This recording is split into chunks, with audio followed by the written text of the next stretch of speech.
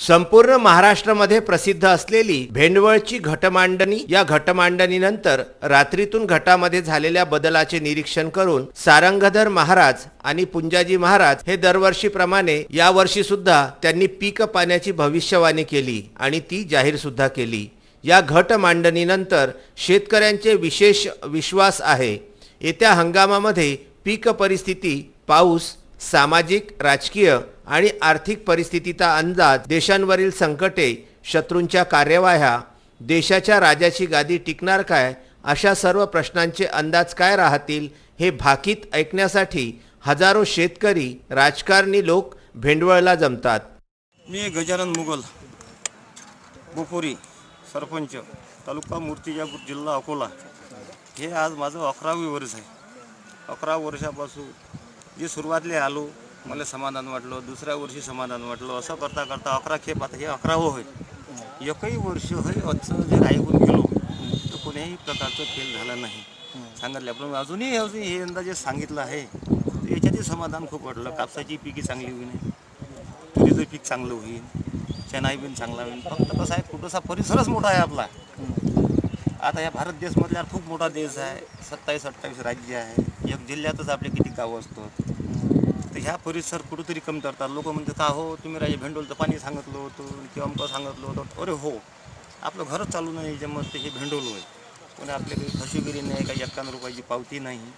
तर इथं कसं आहे, जसं आषाढीले पंढरपूरला जातो आपण, तसं समाधान मिळणार। विठ्ठलाचं मंदिर गावातही असते, तर काहून जातो आपण आषाढीले, तशी आषाढी आहे आमच्या दृष्टीनं। सबन लोकांना समाधान नाही होईल, पण मला समाधान आहे या गोष्टीचं। पण अजूनही असं आहे का, यंदा जे सांगितलं आहे मला खूप समाधान वाटलं। मोगम म्हणजे हे पीक झाल्यासारखंच आहे। मागच्या वर्षी मोगम सांगितलं होतं, गव्हाचं पीक चांगलं झालं, आता पास्ता करायला 15-20 कुठे गहू झाले, अजूनही चांगलं आहे। 14 मध्ये मी आज राजाचं परिवर्तन सांगितलं होतं। राजा ह्या पानाच्या खाली गेलता, तर राजाचं परिवर्तन, पण आज राजा, कलदार, कृपा ह्या कायम आहे।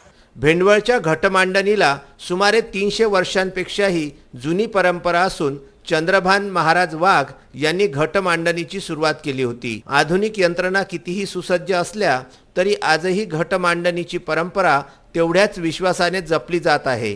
त्यामुळे या घटमांडणीकडे संपूर्ण महाराष्ट्रातील शेतकऱ्यांचे लक्ष लागून असते। दरवर्षी अक्षय तृतीयेच्या सुमुहूर्तावर हे घट मांडले जातात। यावर्षी 2019च्या अक्षय तृतीयेच्या सुमुहूर्तावर जे घट मांडण्यात आले होते, अंबाडी हे पीक मोगम आहे, कापूस हे पीक सुद्धा मोगम आहे, ज्वारी मात्र सर्वसाधारण तेज राहील, तुरीचे पीक चांगले येईल, मूग मात्र मोगम सांगितलेला आहे, उडीद, तीळ आणि भात हे मोगम सांगितलेले आहे। एकंदरीत सर्व पिके ही सर्वसाधारण आहे। कमी पाऊस जर झाला तर करडीचे पीक मात्र चांगले राहील आणि देशाचे रक्षण खाते मजबूत राहील, मात्र घुसखोरी सुरू राहील, हे सुद्धा या भविष्यवाणीमध्ये वर्तविण्यात आलेले आहे। पावसाळ्याचा पहिला महिना हा साधारणतः बऱ्यापैकी राहील, दुसरा महिना मात्र चांगला राहील, तिसऱ्या महिन्यामध्ये पाऊस हा कुठे कमी कुठे जास्त राहील, तर चौथ्या महिन्याला सुद्धा हा लहरी राहील आणि सोबतच